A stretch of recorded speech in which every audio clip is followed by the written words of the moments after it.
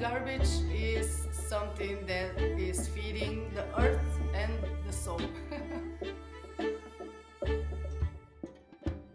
Hello, hello. Welcome to the Good Garbage Podcast. My name is Ved Krishna. My primary reason for existence has been to find ways to leave our wonderful planet cleaner. We will be speaking with material innovators, creators, and propagators to learn from them how we can build for scale and towards a regenerative future. Their stories will help us answer the big question: what is good garbage?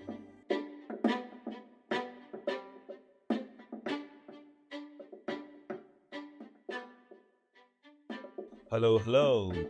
Angela Ivanova, the CEO of LAM'ON, is definitely our first Bulgarian guest, and we get a perspective on the activities that are happening in Eastern Europe beyond everything else. Angela realized the challenges that happen when paper is laminated with different poly substrates and began looking for solutions along with her co-founders, Gergana and Philip. Angela herself is deeply rooted in the ideas around sustainability by lowering her own footprint in numerous ways. This is a delightful conversation where we find a lot of common ground. Enjoy.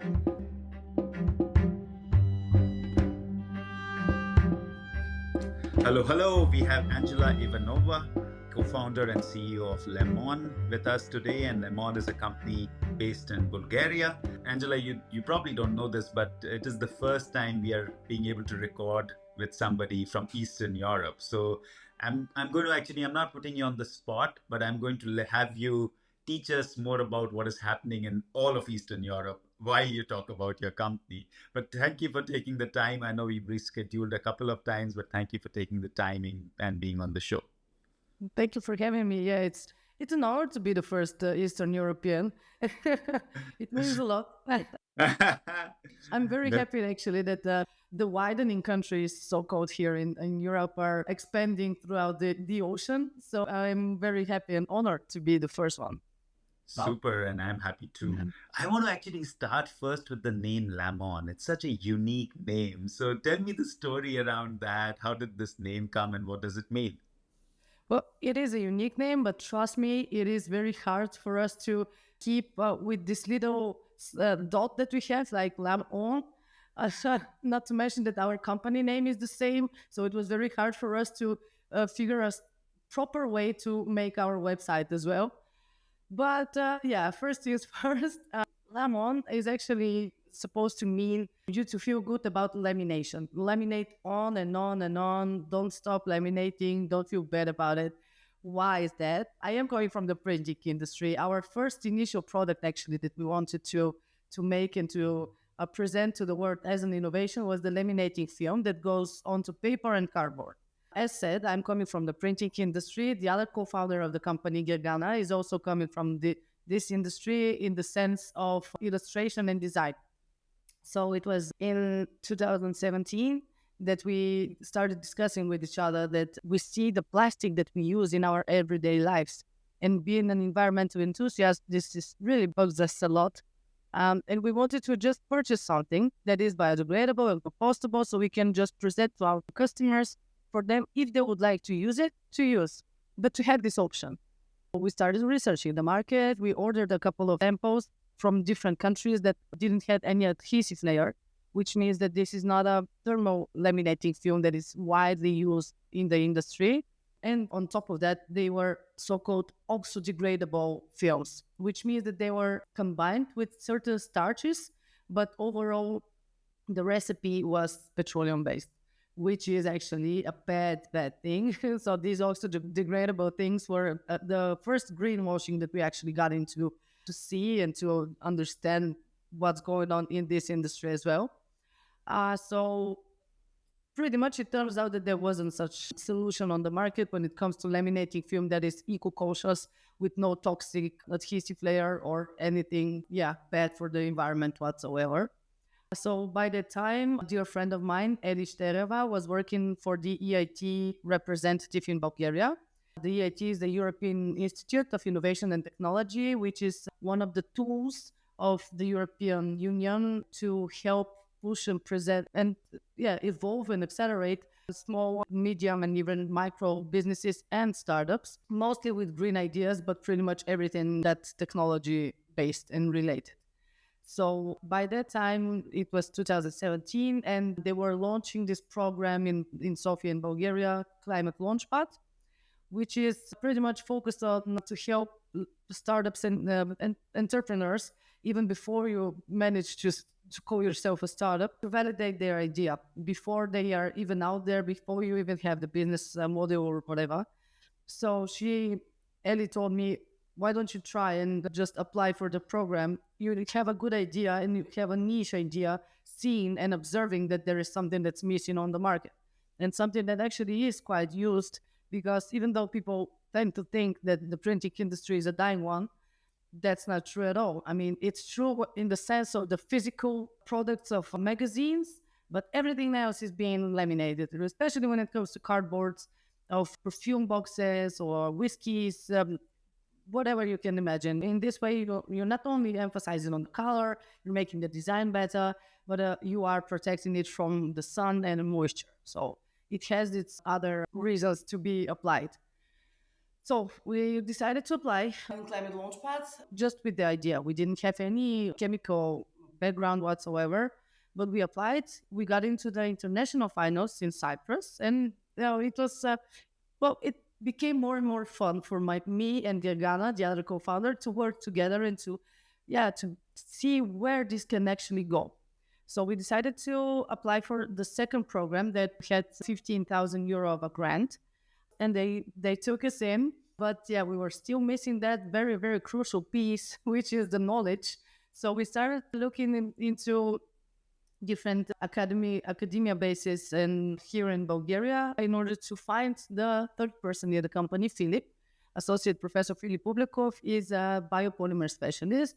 And we were very, very happy to actually meet him because, we are lacking a bridge between science and business in Bulgaria, in Europe, and in the world as well, but especially here in Bulgaria. So we had the privilege to get to know him, for him to be interested in diving into something like this with like these two enthusiasts that don't actually know what exactly are we doing, because we were working, of course, as a freelancer, so we knew what in order to manage your time and money, but we never actually made any business to work or something like this. We were working for ourselves, but it's different. So it was very nice for us to click so good together as a team. So we started looking for partners and, of course, raw materials in order to see whether or not how our industrial prototype can actually turn out. So that was very, very challenging. Usually machines that are actually making any type of foils, plastic foils, they don't stop throughout the year. So it means that if we want to make any tests in an industrial scale, we have to be pushy enough for some other company and to give us some machine time in order for us to test. So it was very hard. But this is the other thing that we just kept going on and on and on, like the LAM'ON name. So with that sense, we started looking for other partners here. It wasn't easy at all, but somehow we managed to negotiate some industry time on their machines, and we started developing our first prototypes that were looking not so good, but still we didn't let go of the idea that this will actually happen. We were trusting so much the expertise of Philip and his knowledge that we knew that it was about time for us to reach the final version of this foil. Still, our laminating film is not ready for the market, because actually when it comes to printing and adapting something that goes onto the paper, it's not very easy, especially when you think about the laminators. The entire process of making the lamination, it just plays with a lot of temperature, with different reels that are pressing the film. We are about there, but we need a little modifications, and we're aiming to launch this product by the middle of this year. And this is why we actually decided to focus more on the packaging. So we made pack on for you to pack on and on and on. Yes.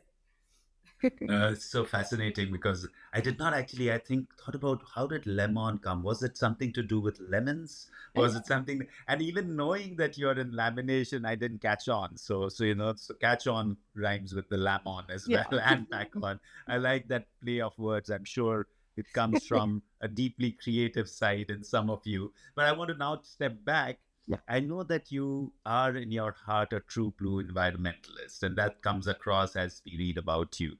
So tell me more about your growing up years in Bulgaria and what were the influences that made you the person you are and eventually take this trajectory onto creating LAM'ON and being on this path of making a positive change on this planet.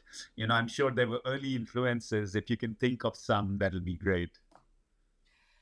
Well, of course they were, but when it comes to the environment as such, I've always been like a true fan. I mean, animals, flowers. I've been involved with photography, which means that I love to observe, and everything that I do in my life is pretty much conscious when it comes to what I'm leaving behind.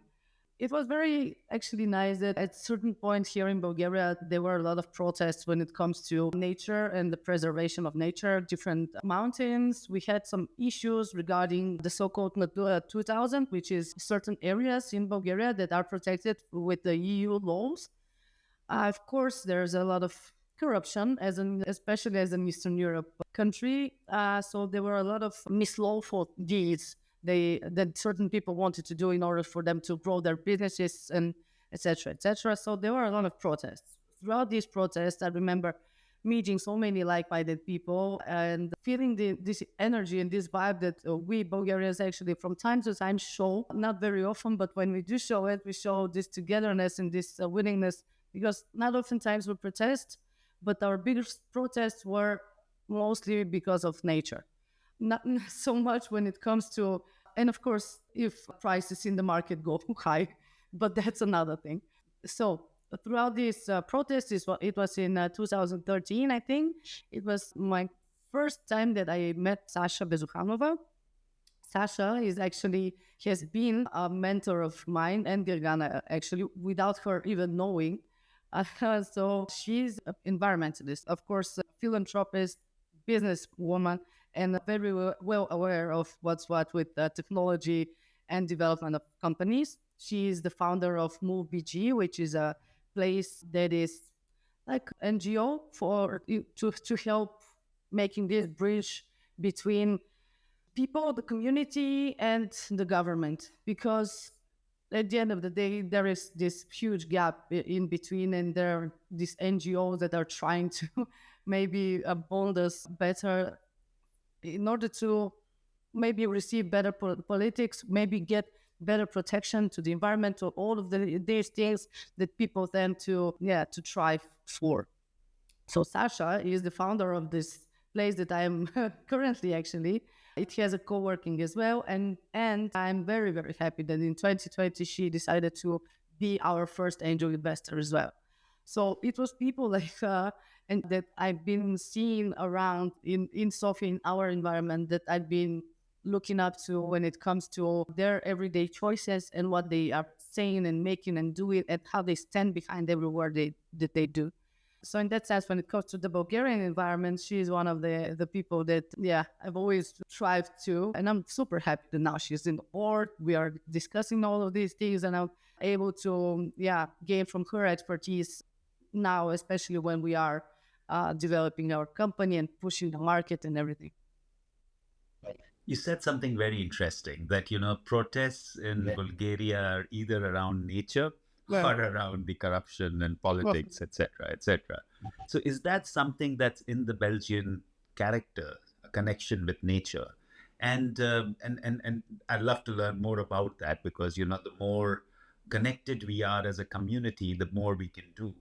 And the second part is in terms of your family. And were they more outdoorsy people? Did they put in a seed of that environment in you, or it's just the culture in the country that got you to, again, embrace the environment so closely? Yeah, well, when it comes to my family, for sure, my grandmother was one of the people that taught me to love animals and to love nature and to respect it, for sure. It wasn't that much of my mother and father, because we had this kind of role connection over here, but we tend to spend our summers with our grandmother and my grandfather. But since he was in a wheelchair, he wasn't very able to go around. But still, he taught me so much, like how to play chess or how to do maths. And in the meantime, my grandmother was telling me a bit more on how to grow your own food, and that you have to love and respect animals, whatever you do. Because, people here in Bulgaria, we meat here as food is not something super traditional, usually. I mean, of course, you have one, but let's say, if you have like cows or pigs or whatever, you tend to probably, well, it's like the native thing to do. I mean, if you do something with it, you respect it, and then you make it throughout. You use the fur, you use the skin, and then you eat or whatever. So it's not something. Even the dishes, most of the dishes that we have here are actually, well, vegan. I am vegan myself, and I think that my grandmother slowly but surely taught me that I have to, while respecting animals, because she was using, of course, eggs, milk of the goats and everything. But she told me that of respect that just got into my mind so much that now I am, I am like partially because of this, yes. So when it comes to nature and love, I believe that all of the Bulgarians we tend to strive for nature. Probably a lot of people lost that connection already because of money and because of poorness. I mean, if you don't have enough for you to eat, I mean, it's very hard for you to, let's say, go around and listen to the nature and birds. I mean, and be in peace. But yeah, most of the things that I said now are in the two different categories of people. But then again, yeah, I believe that deep down inside, we are all nature people, not only Bulgarians, but all of us. And I believe that everybody's striving for nature, but we just tend to forget that from time to time because we have all of our other things that we have to, little fires to put up. And we're going to dig into that a little more. But before we dig into that, why did you decide to learn about communication and journalism? What was the idea behind that? And maybe we club it with the idea of becoming a print operator. So, Yes. so those two things. Why did you think that, okay, I want to go and do my undergrad in the communication domain, and then after your undergrad, you choose to become a print operator? And how did that happen? I went into journalism and mass communication because of photography. I was thinking that I wanted to do that in order to communicate more with people, not just the artistic part of photography as such. So, and at a certain point, I started to think, because I had this little gap between after I graduated and before I applied again for the university. So, and I was reconsidering whether or not what do I want to do that actually makes sense for me, because I didn't want to go out and study something just to have it out. So yeah, I wanted to make something with photography in order to be able to, again, express the community's feelings and nature's feelings. Of course, my dream was to be a photographer for National Geographic back then. So yeah, it was because of photojournalism. And that was pretty much my better way and my easiest way to communicate with all of the people in order to express what I feel and what I think throughout photography, but also to express what other people feel or think throughout the photojournalism. And then why get into printing and why become a print operator after this desire for utilizing communication? It was all throughout the same time, actually. I was working in the photosynthesis. It was one of big place here in Sofia. It is gathering the community of photographers and art lovers. So I was working over there. They had this shop with a lot of cameras and all of these things that you need in order to be a photographer, like lenses, etc., etc.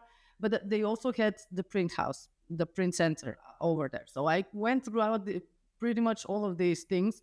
I was selling at a certain point. Then I went to the print house, and then I went into the, how do you call that one? you have the digital print and you have the warehouse of the print when you're folding and doing all the other finishing You deeds. mean like the negatives and the photo printing, the earlier Yes, 35 something mm like this. rolls? Yeah, Is that because what they you're all thinking, have or raw? yeah, yeah. Okay. If I remember that Okay. Sure, sure, sure. ongoing, I Yeah. will go back to it. But yeah, Yeah. so I went through a lot of these stages in the company in the different positions. They also had gallery, so I loved working in the gallery to be able to curate some exhibits as well. So it was pretty much all in the throughout the photography and communication for me are the same thing.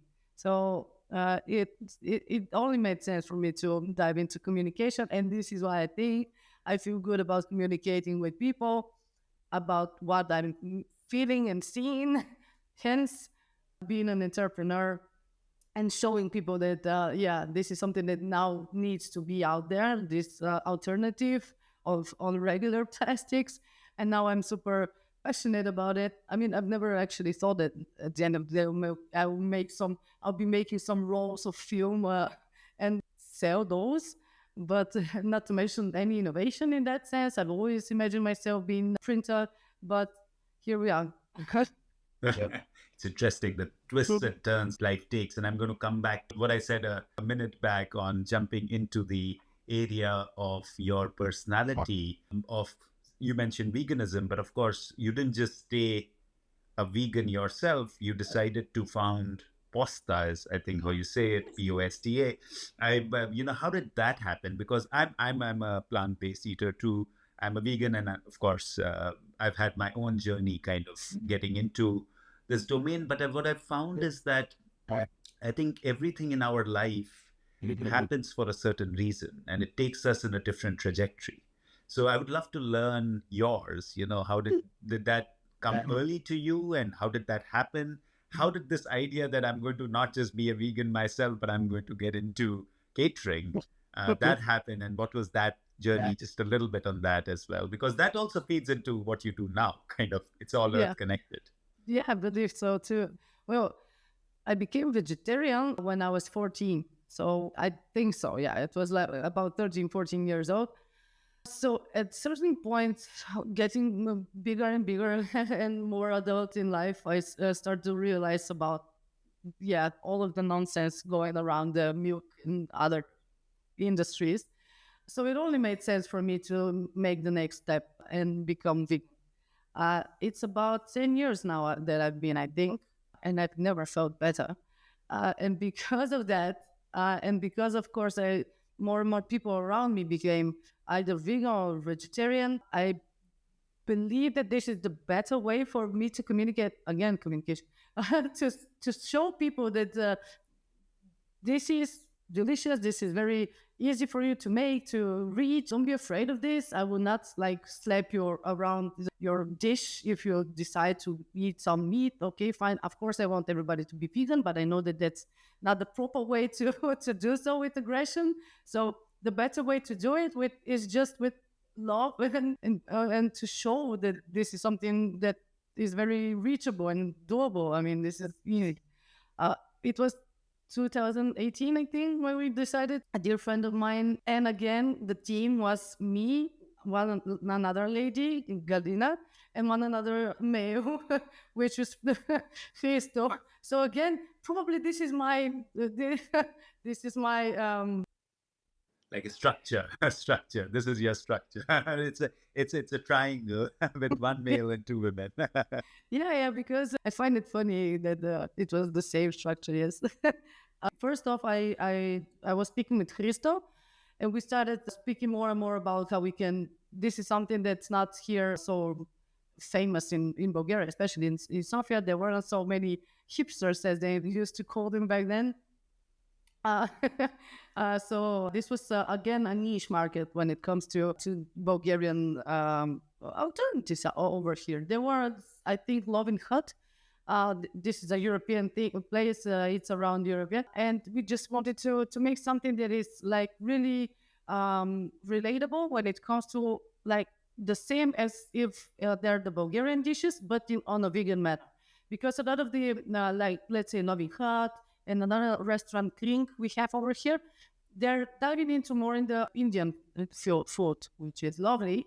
But we have these dishes that I've mentioned to you that we wanted to push a little in a more vegan manner, and then to show them to people that yeah, this is something very doable and delicious.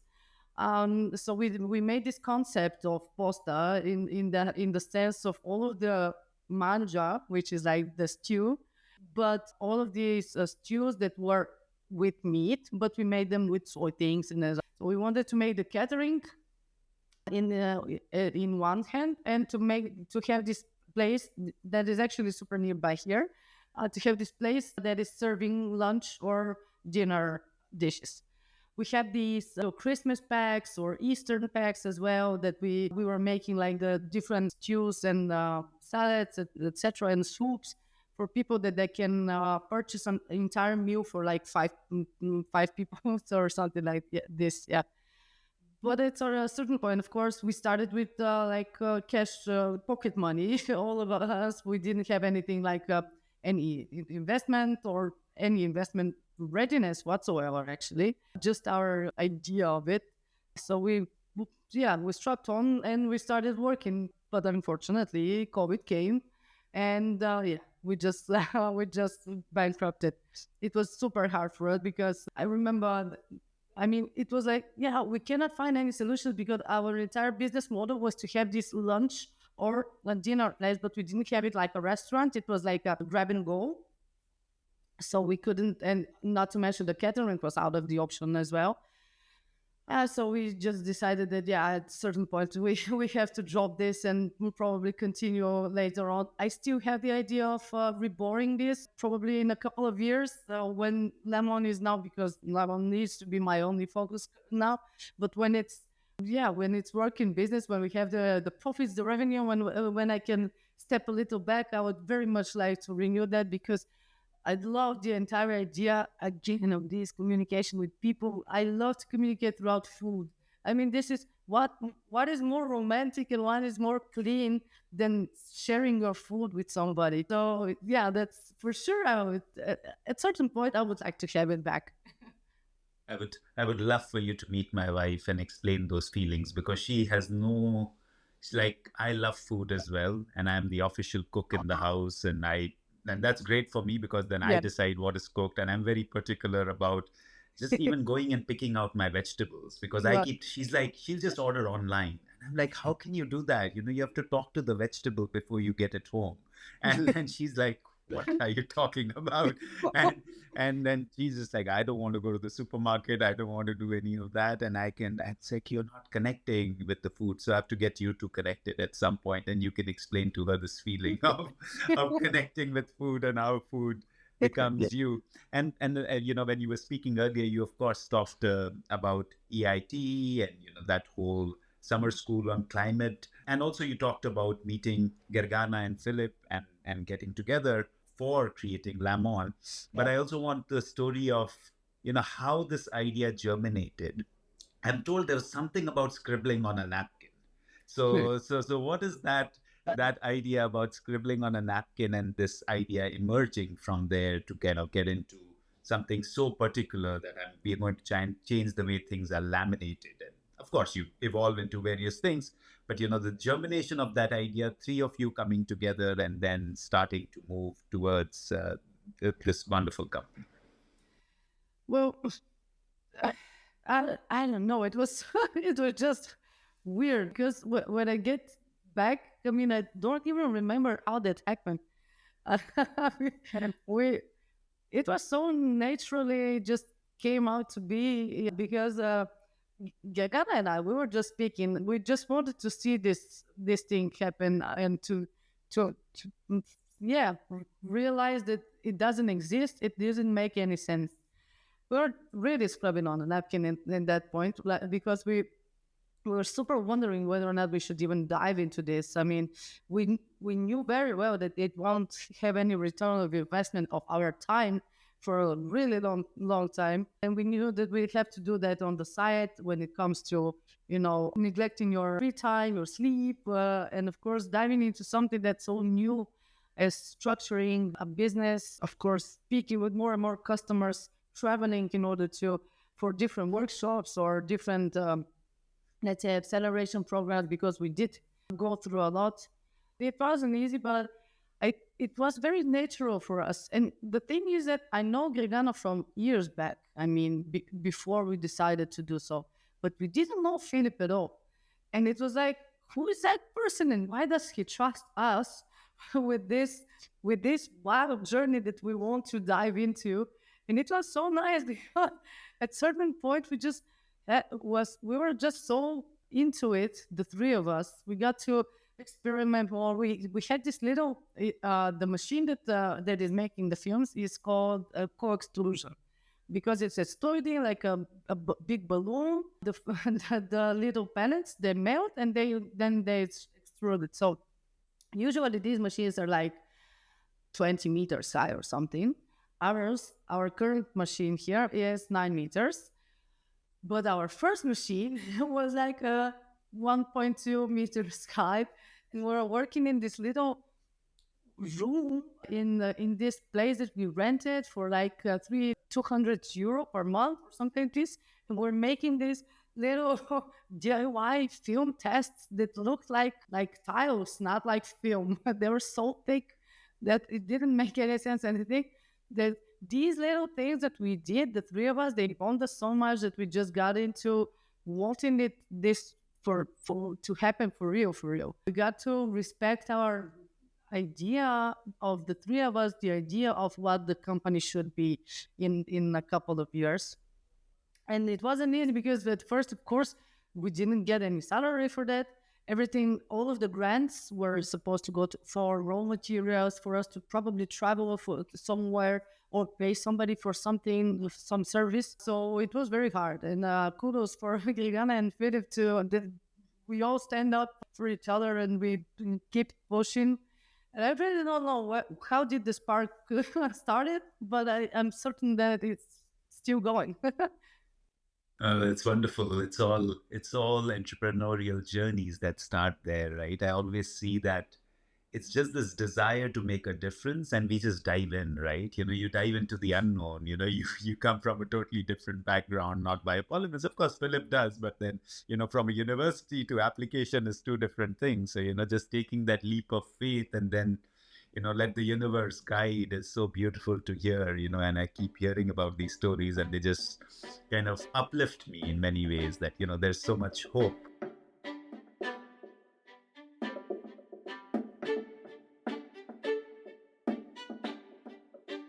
The Good Garbage podcast has been brought to you by Paka. Paka has been creating solutions in the food packaging, carry and service space. Paka utilizes sugarcane residue and upcycles it into amazing products. Their latest offering is a compostable, flexible packaging solution for the chocolate and confectionery industry.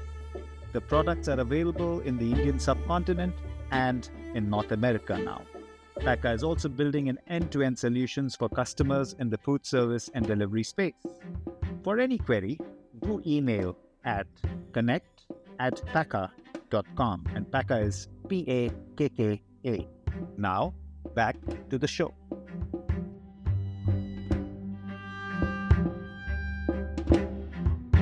I want to dig deeper into the area of lamination. I think more from a listener's perspective, because we have so many listeners who are in this industry, but maybe we don't realize the complications with lamination.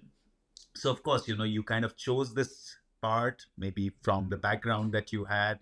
Let's park the biopolymers to one side right now. And let's just talk about what is lamination and what happens right now, and how are the petroleum polymers used and, laminated, and why are they needed? So give us a kind of 101 masterclass on lamination first, a short one, and then we'll take into, why you are trying to change it.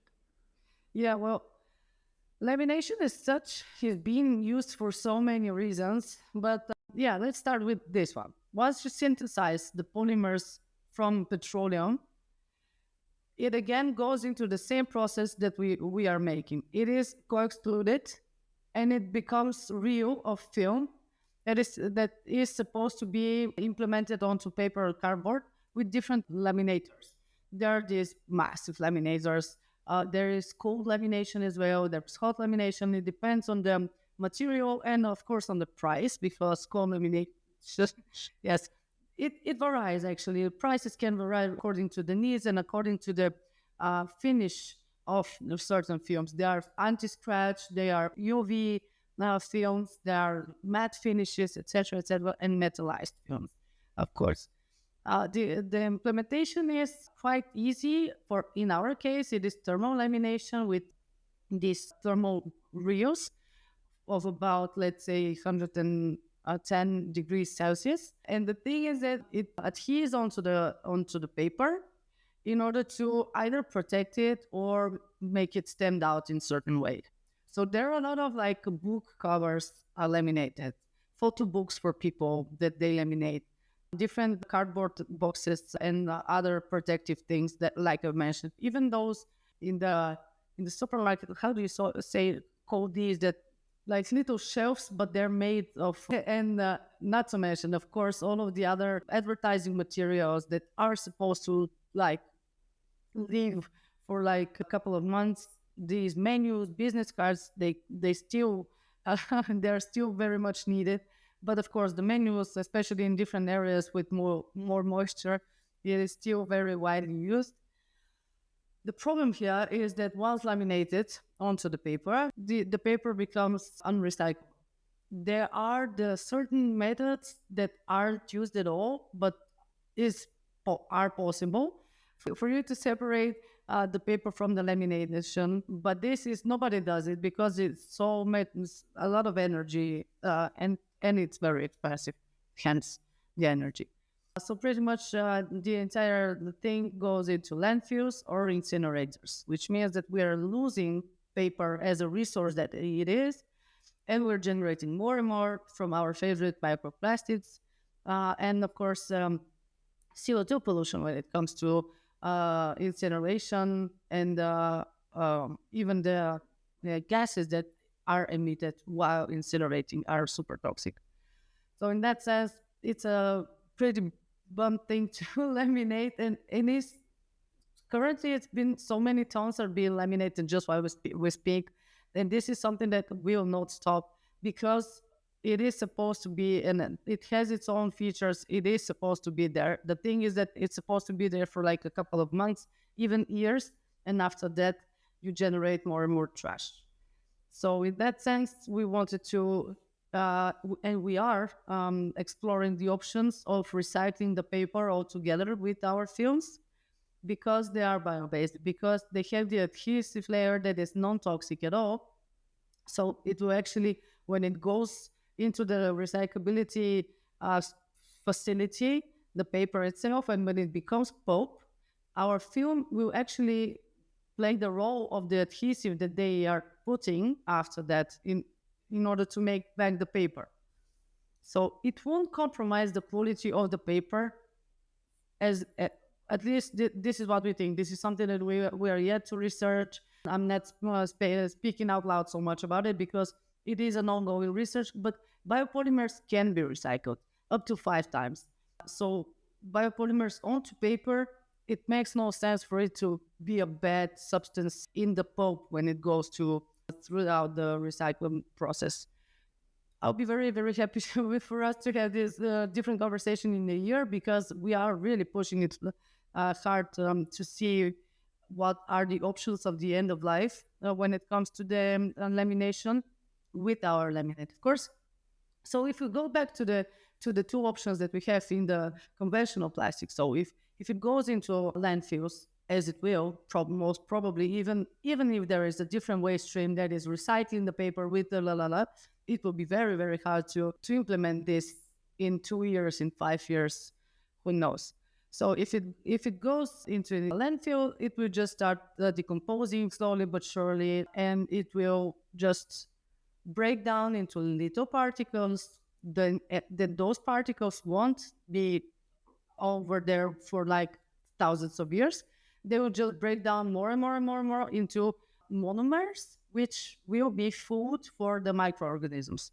So in that sense, there are no microplastics involved whatsoever. In throughout the different processes. It depends, of course, on the conditions, how sunny, how moisture. But let's say even after 10 years, it will completely be gone, even in the worst conditions for biodegradation. So if it goes into incineration, we don't have any VOCs emitted. This is something that's non-toxic. It is all of the raw materials that we use are derived from either cornstarch or biomass, which is non-toxic or non-petroleum involved. So in that sense, even the best case scenario for a waste stream of our products is a good case scenario. There is. I hear two terms. One is, of course, lamination, and the other is coating. And it could be extrusion or dispersion. Is there a particular reason that you feel lamination is more harmful, or do you think both are equally harmful and you just choose lamination? What is the difference, and why do you choose lamination? Yeah, we choose lamination because this is something that is more doable in that current case of ours. When it comes to the raw materials that we use, we know of those, and we have the expertise of those in the process of the making. We've been considering, and coating is something that we are looking out for. Once we roll the wheel and once we have a couple of products on the market, we are aligning a couple of other ideas in our portfolio, but because we're still like a team of 10, it is not something that we would like to lose focus with. Coating is actually equally harmful, especially when it comes to these substitutes of plastic cups that are now paper cups with plastic coating in the inner side, as you know. So I think we made a mess with certain regulations, especially because now people currently, while they see the paper cups, they think that this is paper, they throw it in the paper bins, but this is again something that's living behind microplastics. There's so many wrongful and misconceptions when it comes to the new alternatives that are out there on the market that are actually pretty much becoming some sort of a greenwash in this case. The European Commission could have done better in the sense of communicating with industries, with other companies, in order to align something and make it more harmonized, not just ban this and ban this. And now, at least these little plastic cups that we used to have, we knew that this is plastic and it goes into the plastic bin, and they were recycled. Yeah, and we'll get to the policy side as well. but there are two terms that you used, which is basically bio-based and petroleum-based. How do you see this predicament that we see? Sometimes a bio-based product could be non-compostable, non-biodegradable. It could also have a challenge with, say, industrial composting. So that's the other one, because sometimes places they don't have possibilities of industrial composting, and it doesn't break down easily. It will break down. Even industrial compostable, it just means that it will take more time. So it does break down, which people don't understand at times. But the other one, which I hear arguments for, is also petroleum-based compostables. So these could be the PBS, PBP, BAT. There is clearly, you've chosen to stay away from those, is what it seems. So why do you choose to stay bio-based, whereas it may be more difficult to break down, versus petroleum-based PBS, PBAT, PBOH, which is easier to kind of break down? Is there a reasoning behind that? Yeah, it's the raw materials. I mean, we are using renewables. This is something that for us, it makes more sense. It is emitting less carbon in the process of the making, and when it comes to the end of life, there are a lot of petroleum-based things that are supposed to be compostable, biodegradable, or something like this, but we're again sliding into the greenwashing segment, because a lot of things everything is biodegradable. I mean, even a car will biodegrade eventually. But in that sense, this is why we're we tend to strive more for the bio-based and the renewable resources that are implemented into the raw materials that we use, rather than adding some different additives and starches and calling our products biodegradable or compostable. These bio-based materials that we use, especially PLA, polylactic acid, that is very well known that it's not compostable, but yeah, actually it is. It just takes more time. The standard is about 2 or 3 years. That the maximum of standards that you can pay to get the certificate. But what is important here, and what we think it's more important, and this is why we chose this. Yes, the end of life, but truly end of life, not just the certificate that you got, because a lot of things can be biodegradable or so degradable, but in what percentage? There is these different gaps in when legally obtaining certificates, that these gaps are opening really big windows for microplastics. So in that sense, this is why when we choose something that the raw material is something that is renewable, that is, yeah, truly eco-friendly, it cannot actually become a polluter no matter what the end of life is. No, that's wise, and I agree with you on the source side in the sense that ultimately the source is not renewable either. So you talked a lot about laminate structures, primarily with paper, board kind of based, but there are also laminate structures within the polymer space. And by polymer, I mean more what we would call in common parlance plastic based polymers. And of course, the big one is the whole flexible packaging domain, where there could be multiple layers of plastics. There could be metallization, and metallization could be a laminate or a condensing metallization, a spray coated kind of metallization. Do you also look at that? Because that's a huge challenge as well, right? Any sort of flexible packaging. So as LAM'ON, do you also look at those structures, or do you want to focus on paper-based structures right now? No, we are exploring this option as well.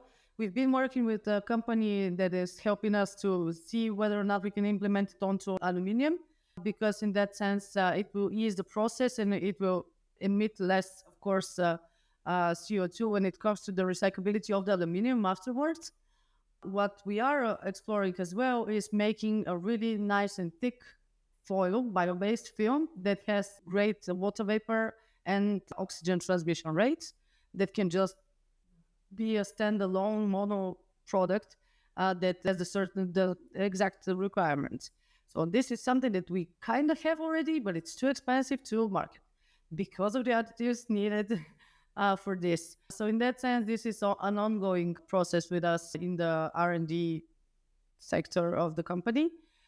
But we are researching dye packs and all of the other packages that are pretty much super needed, and again, super hard to recycle because there are 2-3 layers of things. We've been exploring options that are on the market already, but the adhesive layer, one of the adhesive layers that they use is currently some forever chemicals that should be switched with something else that Philips still doesn't know what. So it's a matter of time. This is why we are now focused on our 2 packaging films that we have, with one with very high, actually this is supposed to say low, water vapor and oxygen transmission rates, in order to pack foods like I don't know, fish, bars, or all of the other like pasta, etc., etc. And we have the other packaging film that's more for like e-commerce bags or fashion garments, fresh produce, that is like these open bags, so-called, even electronics, and of course our favorite, the shrink film, that is for cans and water bottles and all of the other multi-packs that are supposed to be used only for transportation. But they are huge polluter when it comes to, of course, the product that is being used. So in that sense, we are working on it pretty much in order to answer the question short. No, I'm glad to hear, because that's, of course, a big one, and we'll dig a little bit deeper on that. But before we do, you mentioned in between PLA. So is that the main base material, or are you looking at various other base materials? Because, of course, you can have a wide plethora of biopolymers. It could be right from celluloses to starches to PHAs and PLAs. And within PHAs, you can have various kind of structures and then blends. So two-part question. One is the what are you most excited about in terms of the base materials? And then what about compounding? How are you looking at that and, the mixtures, the alchemy of it? How do you explore that and what is emerging there? Because like you mentioned in passing, cost, that becomes a challenge, right? So, Well, so in the end, when you go to a buyer, there are only a very few buyers who will pay at least a significant premium. I find that, like buyers are not even ready for, say, a 20% premium. So that becomes a challenge for people like us. yes. So let's park the buyer part. We'll get to that. But in the sense of the base material, the copolymers, the compounding, how are you looking at those structures? Yeah, well, the base material is PLA, but just in a certain percent. We have other additives that, yeah, we are mixing up as well. We are actually waiting for one twin extruder, which will help us actually make our own additives as well. This is in order for us to lower the price as much as possible. We have other additives that won't be mentioned currently because of, trade secret. But what we are happy with is all of those are bio-based. So in the sense of compounding and exploring all of other options, we are on the lookout constantly.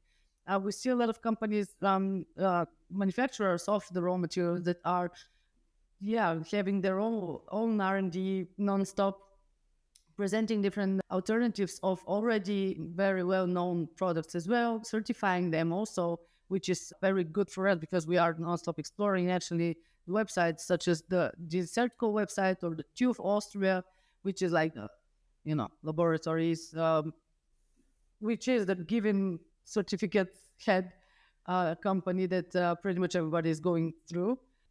It is evolving. When it comes to such products, the difference is huge. I mean, when we started I think the PLA that we use, because there are a lot of PLAs. So in that sense, there are different structures of the polylactic acid as well, and different finishing. And one is more milky, the other is more, let's say, crystal. So it was about, I think, 11 euro or 12 euro per kilogram back then. And now it's, I think, 360. So because there is more and more demand, there is more and more manufacturing, there are a lot of actually facilities that are being opened in Southeast Asia currently in order to present more, I think, nature works will open this year even.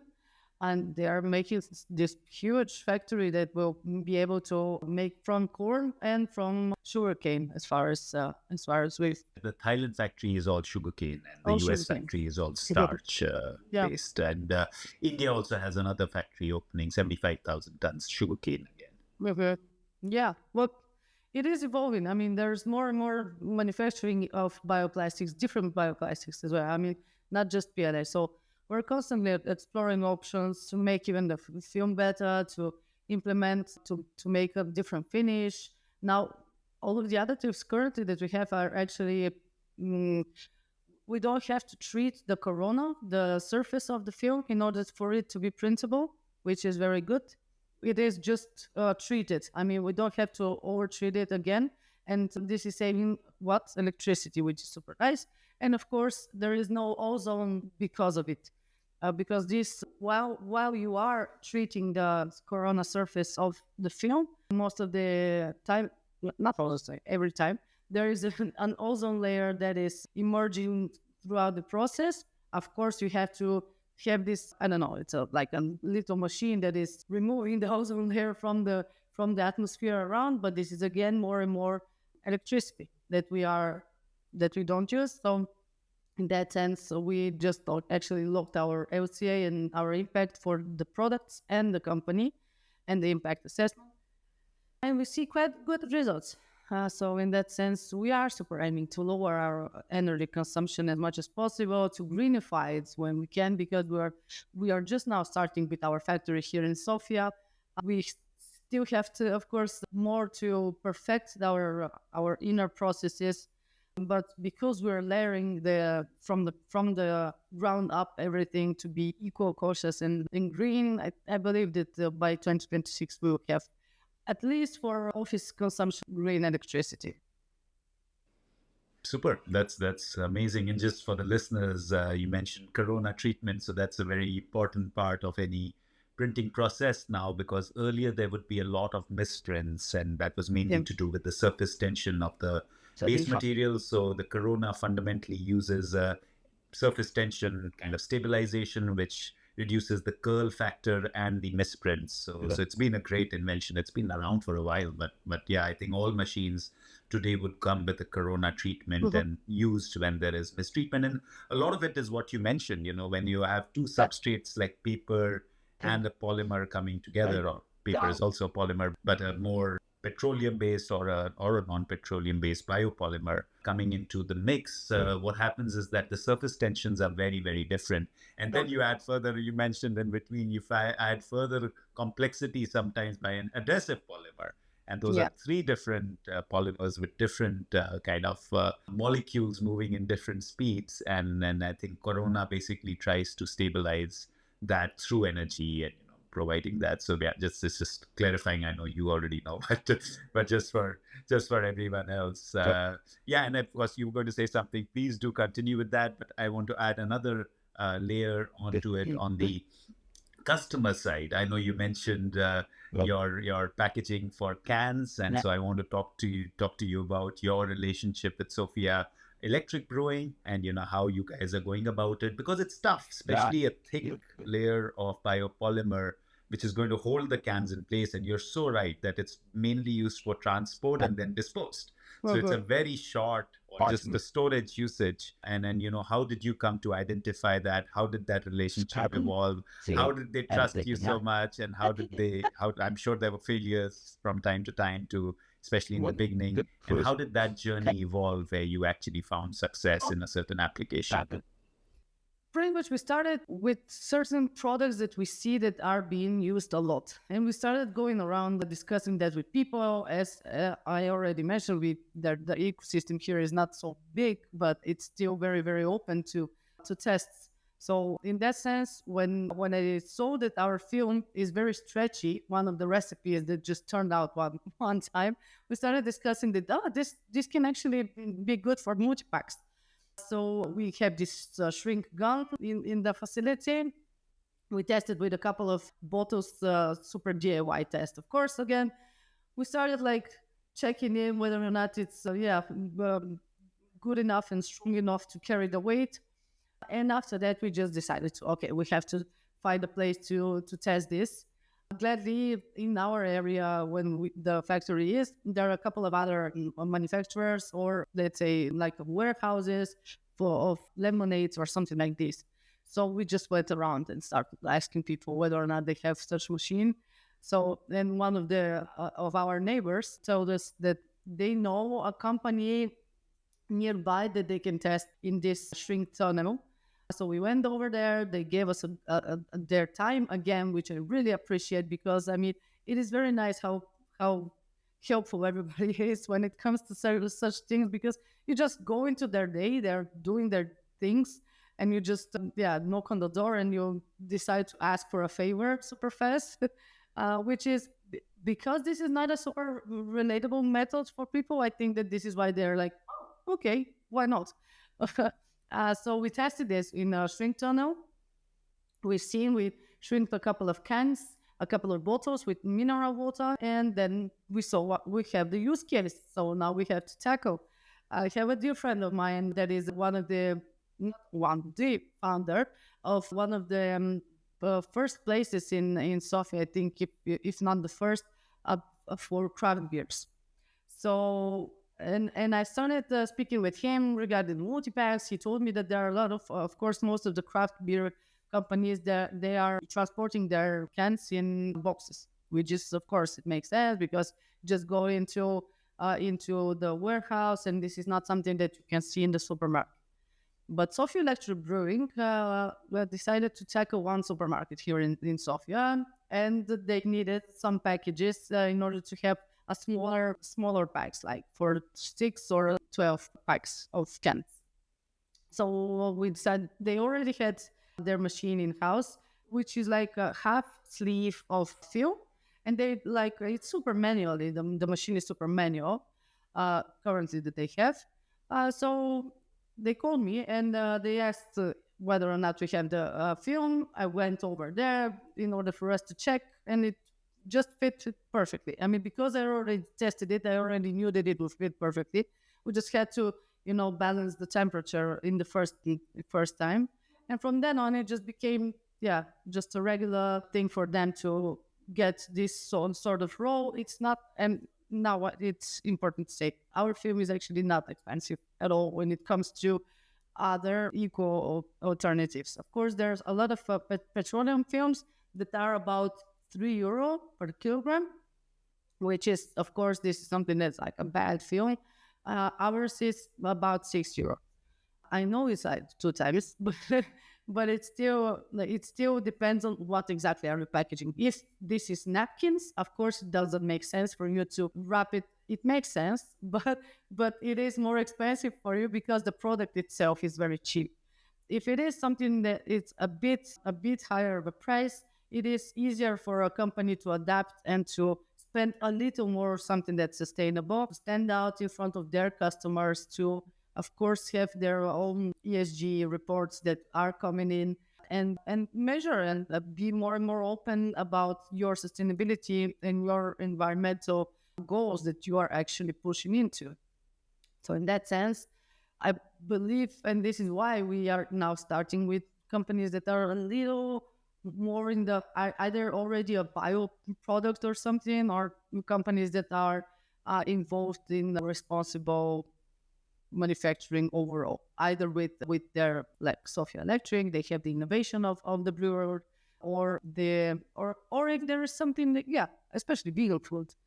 People that already know the added value of certain products, and after that, of course, we will extend to other companies with napkins because there's so many napkins wrapped. I don't know why I'm speaking about it, but like flowers, even there's so many products that they're just not so expensive for you to add like 0.02 cents upon it, because it will cost you at the end of the year. But in that sense, we're looking into the options of reevaluating and recalculating together how much we will spare you of taxes when you use something that's bio-based, because these waste taxes in different countries are different. Of course, Europe is very well divided when it comes to national legislations for waste streams, but in that sense, we are adapting according to different markets. So, and that's why we have all of the certificates and all of the measurements and metrics that we would very much like to present to our customers if they are interested. No, I think that's really wise, because you're right. The adaptability to a more sustainable company will always be higher, and you are so right in terms of the cost structure as well. Where what is the packaging cost as a total, and then if it's just a cent here, a cent there, it doesn't matter so much if the company is open to kind of experimenting and exploring as the size grows for you and economies of scale come in. You mentioned in between around the ecosystem. So, of course, again, coming back to the idea of Eastern Europe and us knowing not enough about it, what do you see? How do you see the ecosystem overall? What we notice is that, again, like the Silicon Valley, right? There's a lot of growth that happened there because there were so many entrepreneurs trying things. How do you see LAM'ON being based out of Sofia? And is there a good amount of community that is experimenting in the area so that you can lean on each other? And of course, you find people who are using it, you find suppliers. So you need that whole you need converters or tollers to kind of experiment, like you said before. So do you see a good ecosystem evolving, or do you think that that'll be a challenge as you go forward? I think for sure the ecosystem is evolving, for sure. Especially I've been observing it for the past years from within, and I see that there are more and more, of course, like-minded people and people that tend to make certain changes in their behavior in their company, even make innovations within their companies also. So there is a movement in that sense, but it's a bit slow because everything involves money. And in that sense, it is hard for you to risk a bit more from your daily things. And I'm happy to say that there are a lot of money ongoing from the European Union. I am a EIC ambassador. So we've been going through the European Innovation Council Accelerator as well. I am observing how there are more and more funds currently for the widening countries, because we are a bit neglected for the past for the past years. Most of the grants and money have been going through to the Nordics and Western Europe, and I think that's because not a lot of people used to believe in their ideas, that they are suitable enough to win some grant money from the EU. So they didn't push hard enough. They didn't write good enough their applications, and they didn't put enough effort for their applications, which is now changing because we have more and more beneficiaries in Bulgaria and in other countries in the past 2 years, I think. That, yeah, I am seeing that for sure. So as the community is growing, it's very important that there are more and more funds being allocated in this area, because it's been observed, obviously, by the EU Commission that, hey, why aren't those countries taking any money for research and development? And especially when it comes to research and development, when regarding products, physical product is something that is very hard to fund, and a lot of investors don't want to do so in this crucial moment of development of some product, because the risk is too high for them. Very probably they will lose their money, because it's something that, the return of investment in physical products is way slower. It's just the fact, because you have so many little things that can go wrong. So in that sense, it's very important that a lot of cash has been allocated in these areas, and this is why we see the change even more when it comes to more innovations and more new companies, emerging companies that are starting from zero to, and from the very beginning, they are focused on being green and sustainable, whether or not, it doesn't even have to be a green idea that you are making. Just make it in a green way, in the sense of what you use and the resources that you use and the impact that you have. There is this change that I can for sure state.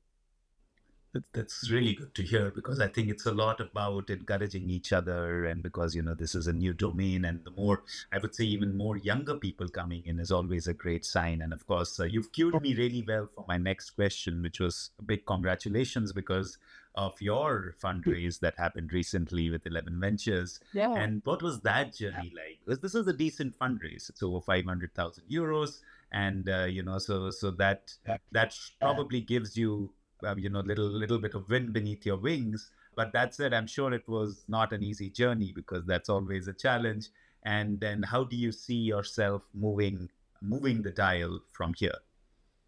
Yeah, well, it was very important, actually. It's our first fund that is backing us up. And when it comes to people that are behind the fund and the partners that are in the company, it's very nice to have their expertise on our side.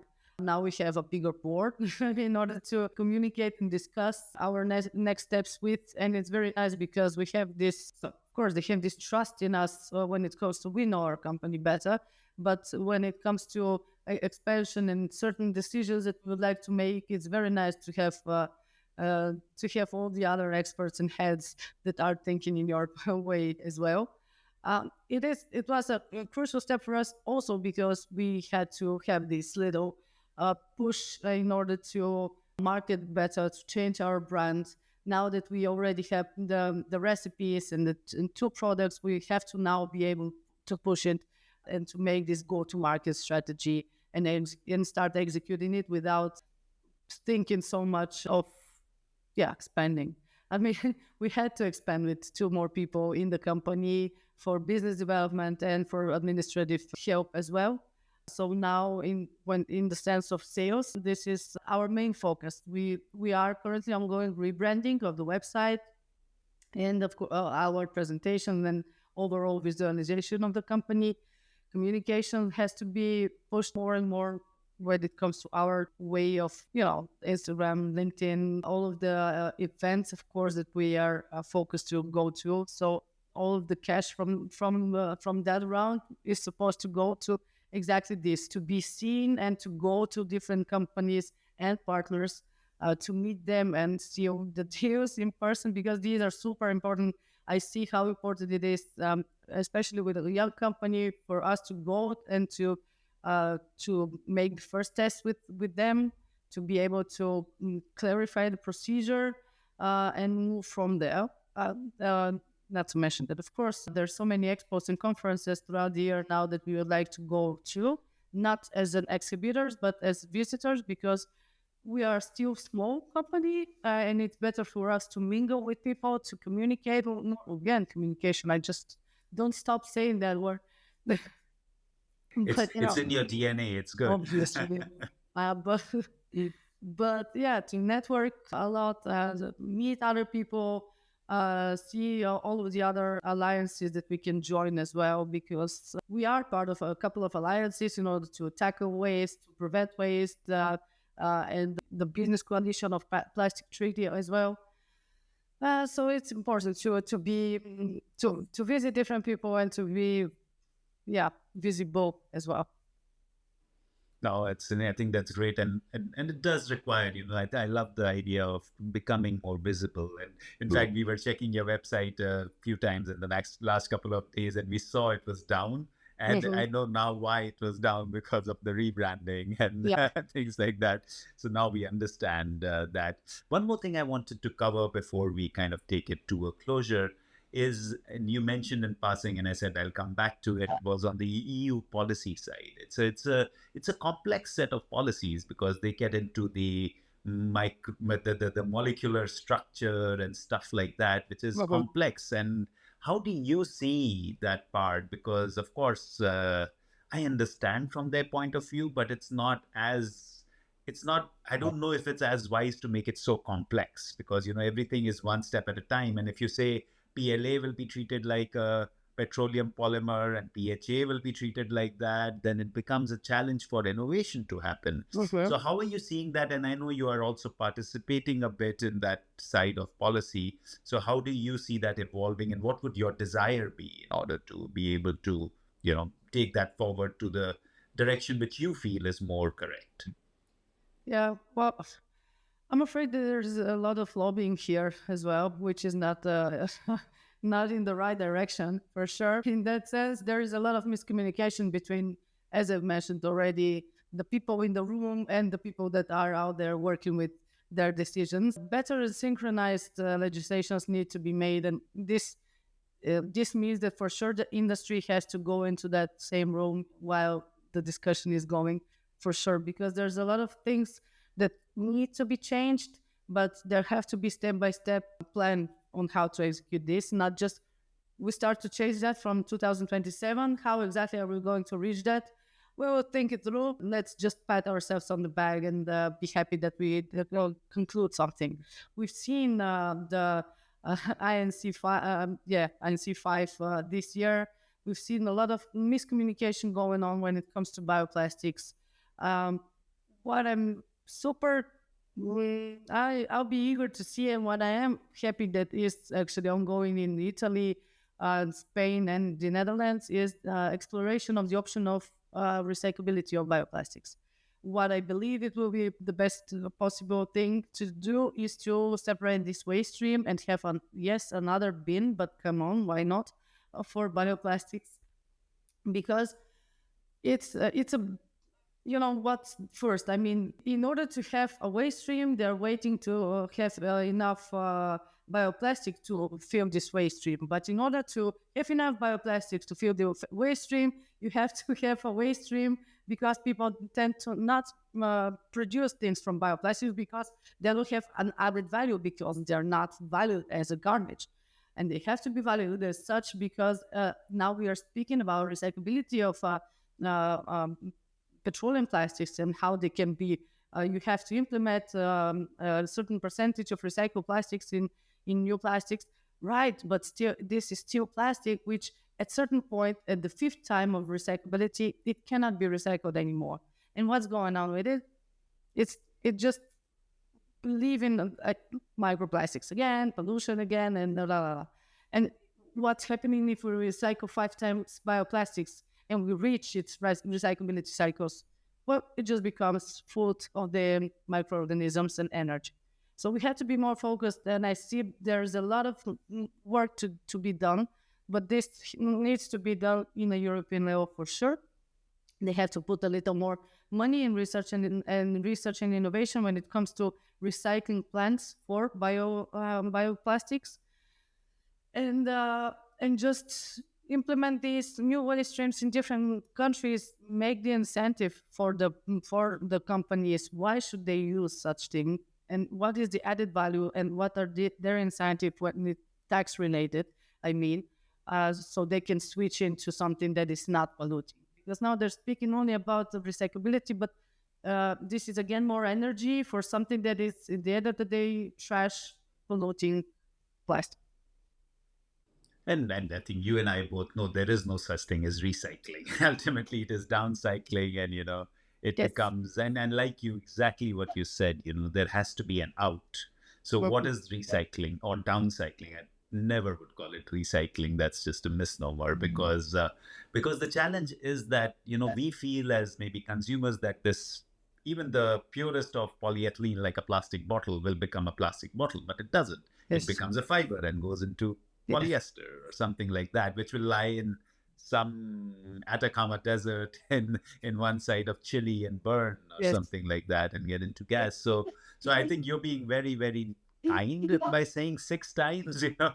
I would say if it's one time, it's great. If it's one time downcycling, and of course, again, I had a lovely conversation on the show with an amazing lady called Sean Sutherland who understands this chemistry, and she was talking about it's not just about the polymers, it's the amount of chemicals that are inside. How do you tackle that? Because there are again, like there are copolymers, there are different layers, there are tying layers, there is within the structure there are certain chemicals to enhance certain properties. So how do you take that out? There is no possibility of taking those out. So there's a huge challenge that we see, and I hope that this whole I find that it's just the idea of convenience. Talking about recycling, we are at 8-9%. If you really, really, really move the dial, you might move to say double of that, Well, well, 15% downcycling. Which again, like how do you close the loop in the end? It has to get yes. out, and it'll get out as polyester or a cheap poly bag, or that they put black color in and nobody notices or something like that. So we both know there's a huge challenge, but I'm Yes. glad that you're at least addressing that and trying to work towards, I would say, more sense on the policy side, because policy affects innovation, it affects investment, it Mm. affects the way we consume everything, right? So I'm glad that there is also focus while you're a startup, still focus on that Mm. side. Okay, just taking it, and of course you can add anything to the long kind of diatribe I gave, but but just taking it towards closure. So if you look at LAM'ON and all the aspirations you guys have, and you have a crystal ball for the 5 to 10 years hence, Yeah. how would you see LAM'ON scaling, and what does that look like to you? Yeah. Well, first off, yeah, what we want really is to start with the European market and expand and probably mirror our factory closer to our material suppliers. So either we will partner up with somebody in the United States and in Thailand, or just to make our own factories in order to lower our carbon footprint with the deliveries and everything. We would like to have one factory here and two in both sides, with Southeast Asia and in the United States, in order to be closer to our customers, because we see the potential of our products and, of course, of the market. I see us continuing with our R&D, because we know that there's so many other little things that need to be tackled. We already mentioned the coatings. There are a lot of other products within the scope of plastic packaging that need to be researched and developed as well. Like we mentioned, the aluminium ones and dye packs and things that are needed in the market. We just have to be able to find alternatives. So in that sense, I am seeing the way for us to close the loop in house for all of the confection, the print, and everything to be under our roof, in order to have one good, big, and buzzing factory and working and controlling everything in house. Because at the end of the day, there's a lot of windows open when you have subcontractors for making either the print or whatever else for you. So in that sense, I see us for sure just growing bigger and bigger and stronger with bigger portfolio. I'm super happy to have such partners that I currently have. My co-founders are amazing, and I know that we will have more energy for the years to come. And yeah, I wish you all the strength in that venture as well. And of course, I hope that on the side there'll be a vegan eatery as well that will come along. The next version of Posta, will evolve along with that. And that takes me to the final question: what does good garbage mean to you? Nice. Good garbage means. Let me think about it. Good garbage is something that is feeding the earth and the soul. Wow, that's well said. I love it how concisely you say it, and you captured everything, right? It's just feeding the earth and the soul. So I've, of course, asked this question to maybe 80 people by now, but it's you're probably the most concise and, bang on kind of thing. So I'm glad that you studied communications. But it has been such a lovely conversation, Angela, with you. And I think what is beautiful for me to see this huge entrepreneurial instinct in you to kind of evolve something and go into the unknown. I think that's the big challenge. Like, we get scared, right? That let's do something that is known. Let's make sure that the next salary comes, next month. But then that limits our possibilities. So I just see this huge possibility. And, in an area where maybe we are not hearing as much globally, when in the Eastern European domain. So I'm glad that you're bearing the torch and trying to work and, moving the dial in that area too. And of course, we look forward to more and more success for LAM'ON and all the other things that you're going to do going forward. Thank you so much for your time, for being on the show as well. What a great talk. Thank you so much. It was pure pleasure. Thank you for listening to the Good Garbage podcast. Follow us on social media to never miss an episode. Links are in the description below. I'm your host, Ved Krishna. See you next time.